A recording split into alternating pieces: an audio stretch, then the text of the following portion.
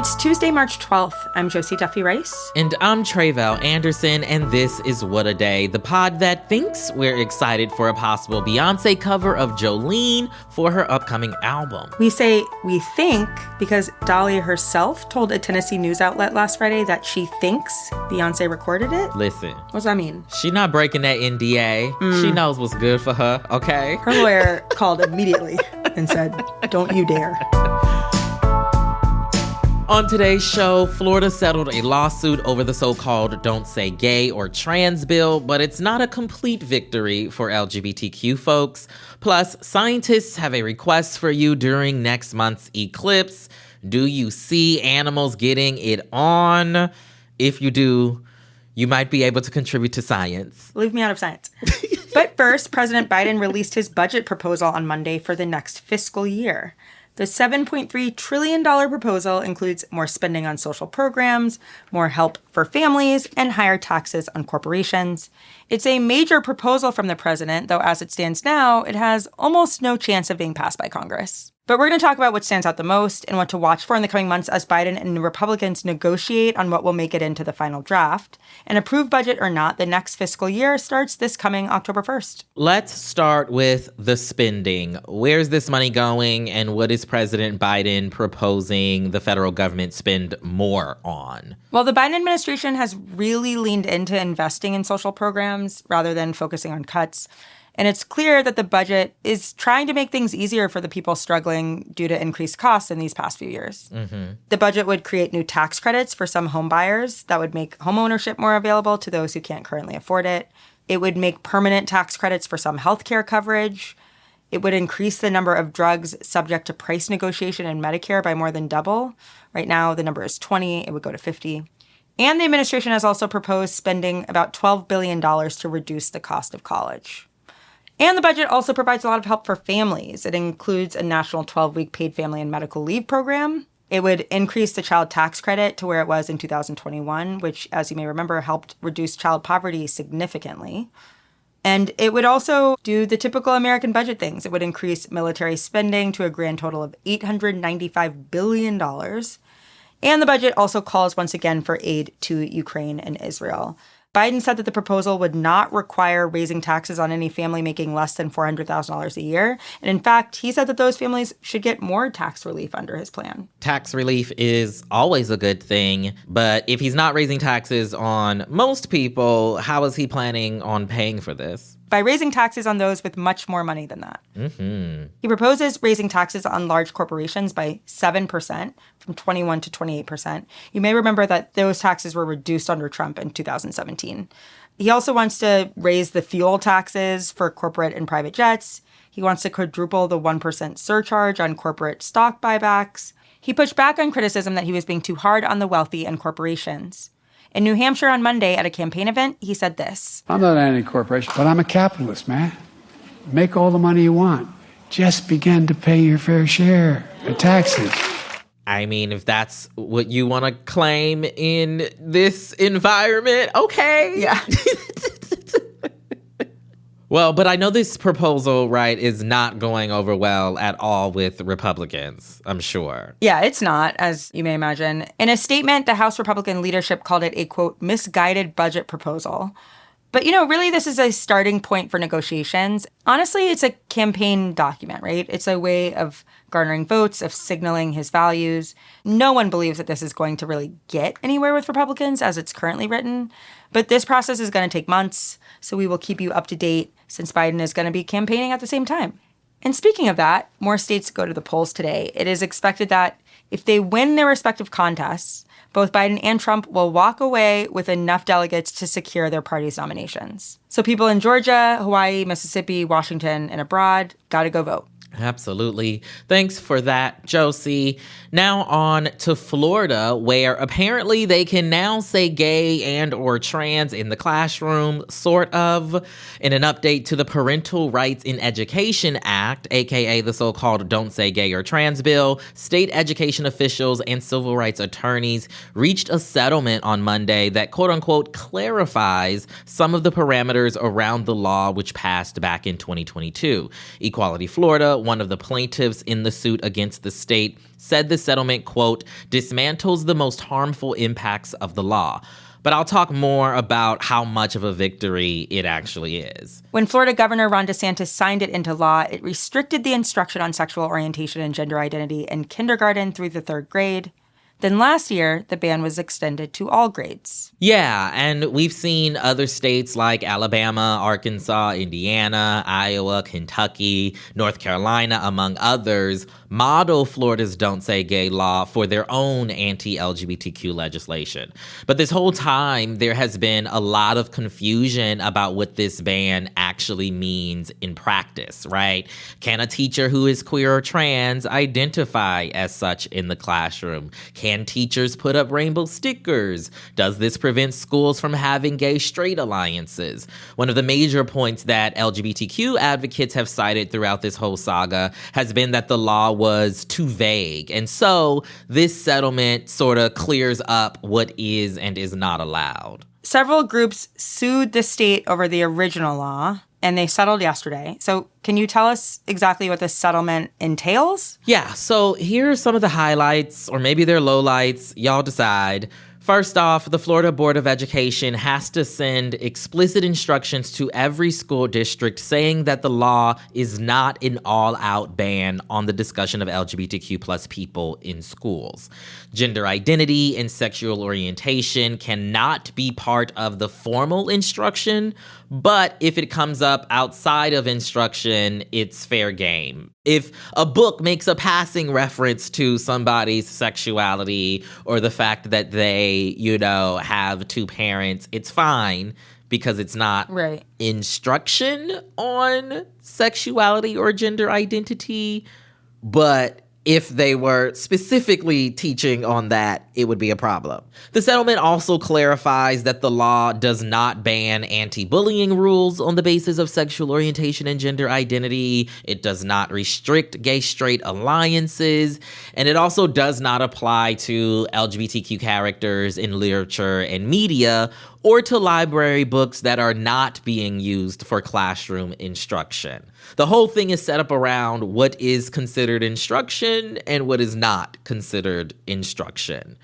And there's one more interesting clarification. The settlement says that the law is quote-unquote neutral, meaning that in the classroom, instruction on all types of gender identities and sexual orientation is prohibited, including the affliction of heterosexuality. Yeah, a true affliction it is.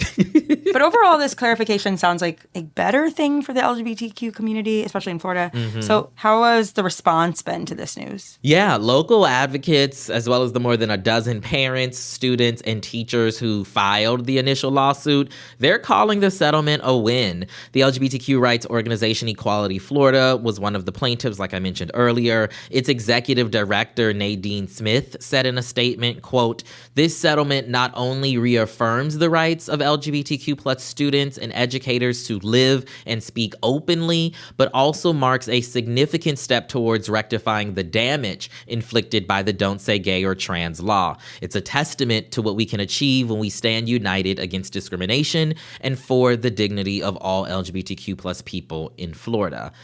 Interestingly enough, though, Florida's Republican-led government is also calling the settlement a win. Ryan Newman, one of the state's attorneys, said in a statement, quote, "We are victorious and Florida's classrooms will remain a safe place under the Parental Rights in Education Act." Now, I do believe compromise is a thing and that everybody sometimes can indeed be a winner. I'm just not sure if this is an issue where that can be true, Josie. But, the settlement definitely is a good thing. It will absolutely provide so much relief, I'm sure, for folks locally who've been, navigating this hellscape over the last couple years.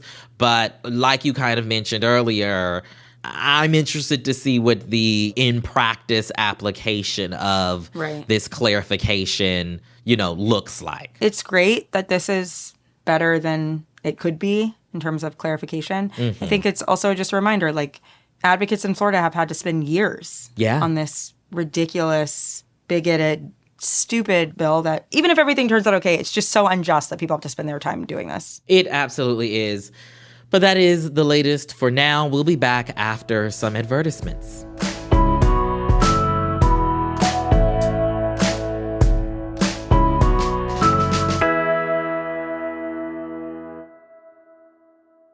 What a Day is brought to you by Simply Safe. As the days get longer this spring, you want to protect your home with Simply Safe. Its advanced technology protects every room, window, and door of your home, while cameras keep watch for suspicious activity 24/7. Listen, okay? It's getting warmer. The days are getting a little longer. You're going to be going on your spring break vacations.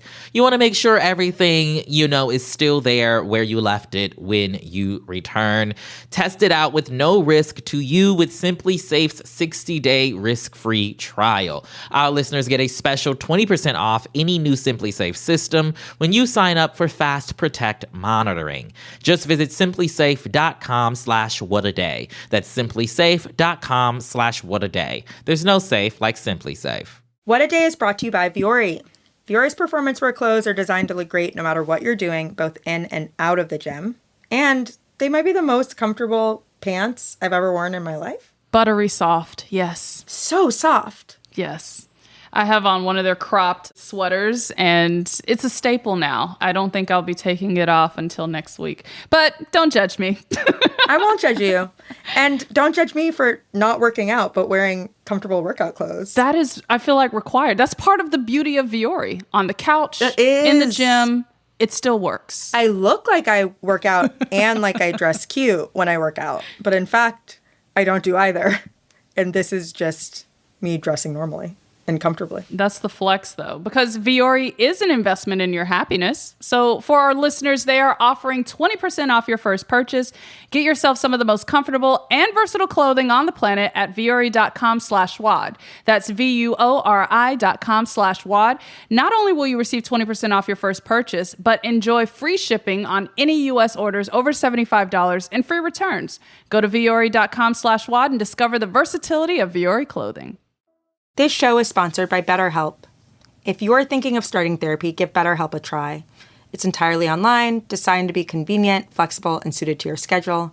Just fill out a brief questionnaire to get matched with a licensed therapist and switch therapists anytime for no additional charge. We're big fans of therapy on here, on the show. We absolutely are. Yeah. We absolutely are, because listen, you're going to need it, okay, to get through this year ahead of us. And so why not check out BetterHelp to give you the necessary coping tools, you know what I mean, just to be able to keep on keeping on, all right? Learn to make time for what makes you happy with BetterHelp. Visit betterhelp.com/WOD today to get 10% off your first month. That's BetterHelp, HELP.com/WOD. Let's get to some headlines. Headlines. Former President Donald Trump is asking to delay yet another one of his criminal trials. On Monday, Trump's lawyers asked a New York judge to postpone his trial in Manhattan. That case is over the alleged hush money payments he made to the adult film star Stormy Daniels ahead of the 2016 election, so before he was president. Trump wants the judge to put the case on hold until after the Supreme Court weighs in on his claim of presidential immunity. He's making that claim in another criminal case, a federal one, focused on his role in the insurrection. The court's decision is not expected until the summer. As of now, the New York hush money case seems to have the best chance of going to trial before the election in November. As a reminder, there is a third Trump case to watch for this week, the election interference case in Georgia that is currently on hold pending a decision on whether Fulton County District Attorney Fani Willis should be disqualified over a relationship she had with the lawyer she hired to oversee the case. Then there's case number 4. Trump faces another federal criminal trial over mishandling classified documents. Special Counsel Robert Hur is expected to testify in front of Congress today. Hur is the former U.S. attorney who slammed President Biden as a, quote, sympathetic, well-meaning elderly man with a poor memory. He said that in a memo last month explaining his decision not to recommend charges against the president for his handling of classified documents. Republicans called Hur to testify about the findings during the investigation into Biden. Hur, a Trump appointee, is likely to face testy questioning from both Republicans and Democrats during today's House committee hearing. Democrats and the president slammed Hur's comments on Biden's acuity as unnecessary and overly partisan, while Republicans criticized Hur's decision not to recommend charges against Biden. The NAACP is urging Black student athletes not to attend public universities in Florida to boycott the state's anti-diversity policies. You may remember that Florida Governor Ron DeSantis approved a law last year that bans public schools from using state and federal funds on diversity, equity, and inclusion, or DEI programs. The measure made Florida the first state to do so, and just days ago, the University of Florida cut all jobs related to DEI campus initiatives. According to an MSNBC exclusive report, NAACP President Derek Johnson sent out a memo on Monday urging Black student athletes who are applying to Florida schools to think about how the state's policies could impact their college experience. He told MSNBC, quote, "If these institutions are unable to completely invest in those athletes, it's time they take their talents elsewhere." Johnson is not the first to encourage families of color to look elsewhere for their children's education. Randall Woodfin, the Democratic mayor of Birmingham, Alabama, put out a statement on social media last month encouraging student athletes of color to go out of Alabama for their education. He said that's because Republican lawmakers are considering the elimination of DEI funding in public schools. He wrote, quote, "I have no problem organizing Black parents and athletes to attend other institutions where diversity and inclusion are prioritized." And finally, if you didn't know, there's a total solar eclipse happening across swaths of North America on April 8th. And while us humans are excited to witness the once-in-a-blue moon event, scientists are particularly interested to see how animals will react to it. The Associated Press reported recently that researchers across the country are eager to gather data on the subject after witnessing some interesting critter behavior during the last solar eclipse in 2017. For example, researchers in Oregon recorded that horses seemed anxious during the event and appeared to take cover when the sky went dark. Scientists in Tennessee noticed that honeybees would not go out to hunt for food because they rely on the sun to navigate. And in South Carolina, observers found that tortoises randomly started breeding despite their usual lazy lifestyles. North Carolina State University researcher Adam Hartson-Rose told the AP that they have no idea why, but Galapagos tortoises suddenly started getting it on at the peak of the eclipse. And you know what? Here's to hoping that this year's findings are just as titillating. Eclipse is already a little too weird for me. Animals need to keep it together. However, I do appreciate that they notice things we don't because we're too busy TikToking or whatever. And those are the headlines. One more thing before we go. Naked John Cena, Ken's dazzling performance, and of course, the Barbie snubs. The Oscars had a wild night, which means it's the moment we've all been waiting for. Keep It is dropping their Oscars episode tomorrow. Host Ira and Lewis will be breaking down the best and worst moments during the night. Martha Plimpton also stops by to talk about her new HBO series, The Regime. The episode drops tomorrow. You can listen in their feed or watch the video version on Keep It's YouTube channel. That is all for today. If you like the show, make sure you subscribe, leave a review. When the moon is a-blockin', don't come a-knockin', and tell your friends to listen. And if you're into reading and not just saying gay again in Florida like me, What a Day is also a nightly newsletter, so check it out and subscribe at crooked.com/subscribe. I'm Josie Duffy Rice. I'm Tre'vell Anderson. And Dolly Beyonce 2024. An independent ticket that I can get behind. How's Dolly? 78. Spring chicken. Spring chicken. I'm in. I am in.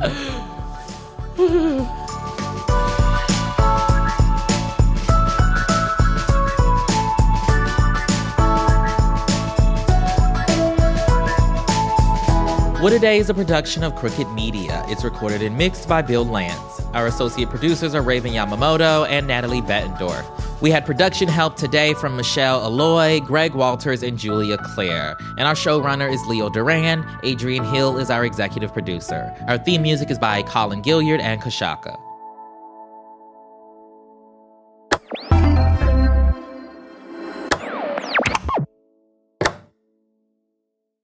You can start your day off right when you find a professional on Angie to get your plumbing right first.